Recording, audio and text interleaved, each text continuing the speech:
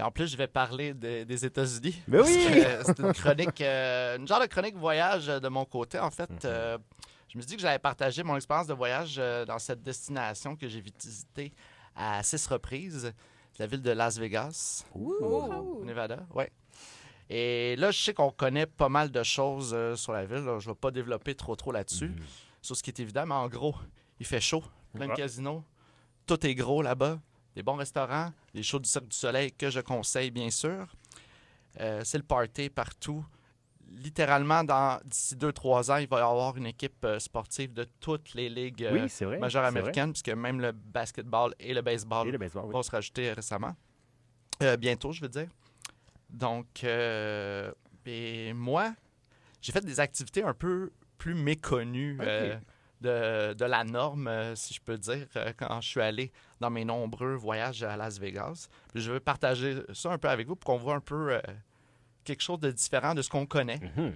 Premièrement, moi, j'ai visité le Neon Museum, le musée des néons. OK. Le musée des néons, on sait, il y a une partie, il y a une couple de décennies là, que vraiment les structures en néon faisaient comme la renommée de la strip à Las Vegas, un peu à la manière de la Plaza Saint-Hubert sérieusement, Montréal. J'avais lu que Montréal avait été une ville de néon pendant beaucoup exactement, de temps, puis on a tout laissé ça à Vegas, apparemment. Puis ça, c'est le Neon Museum, c'est un musée extérieur parce que c'est gros. Là. Ça doit chauffer aussi. Hein?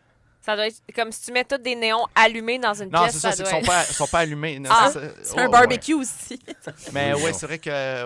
Ils sont pas allumés? C'est quoi le but d'un... Non, il y a un spectacle, c'est le soir. Il y a un petit spectacle avec de la musique aussi. Mais c'est ce qui est important, qui est intéressant, c'est que c'est un tour guidé. Tu te promènes, puis là, une guide qui t'explique l'histoire, là, comme quoi ça a été donné par tel hôtel, ce néon-là.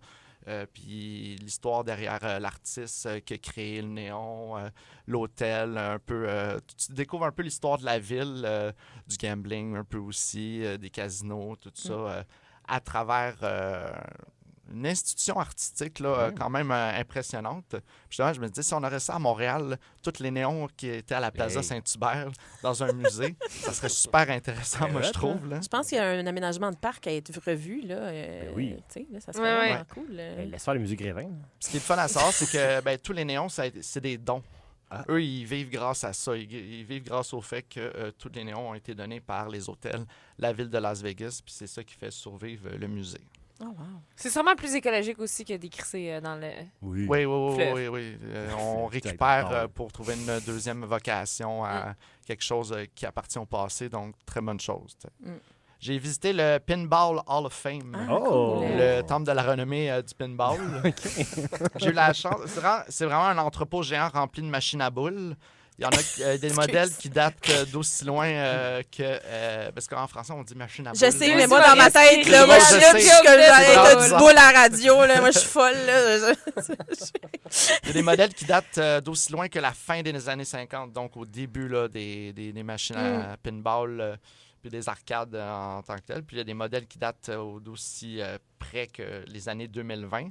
C'est vraiment un bijou d'histoire pour ceux qui sont fans d'arcade et de pinball. Moi, j'ai eu la chance d'y aller à 2 reprises. Puis ce qui est intéressant, c'est que c'était pas la même location les 2 fois. Okay. La première fois, il y avait de la place pour 200 machines sur le plancher. Donc, il fallait qu'ils fassent une rotation dans leur collection.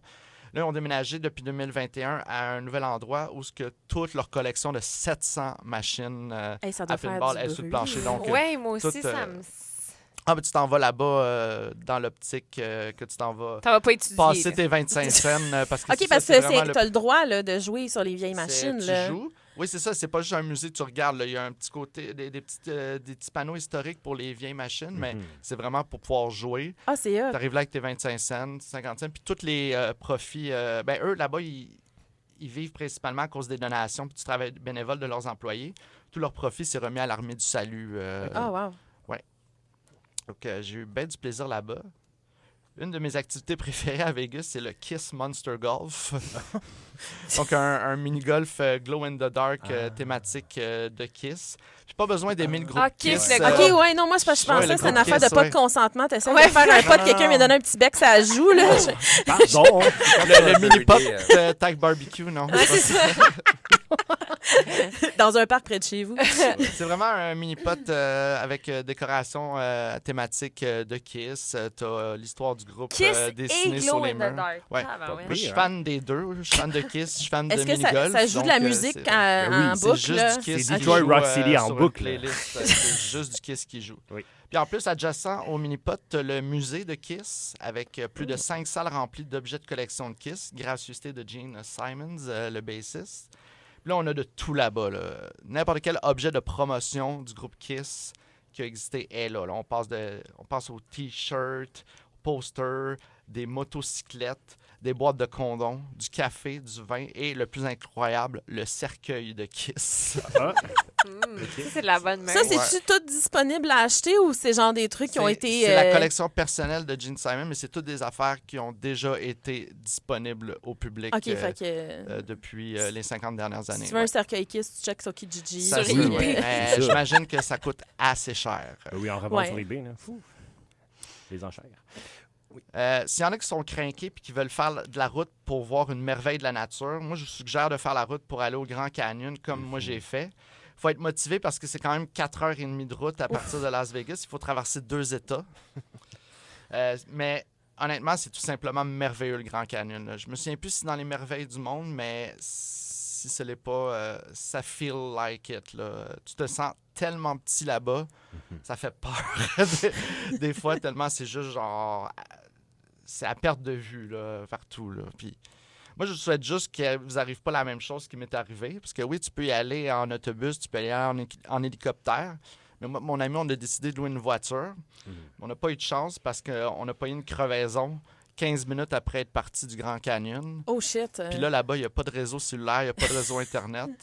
Puis à ce moment-là, il faisait -2. Il y avait eu de la neige la veille dans le désert. Oh my God.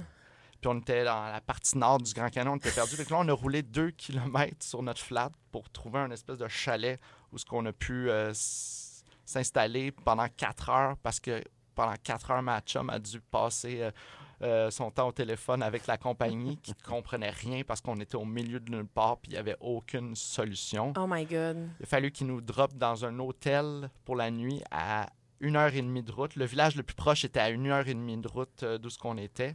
Puis c'était dans un autre État. Juste pour vous dire, le Grand Canyon, c'est en Arizona. Nous, ils nous ont laissé coucher en Utah. Puis on voulait revenir au Nevada.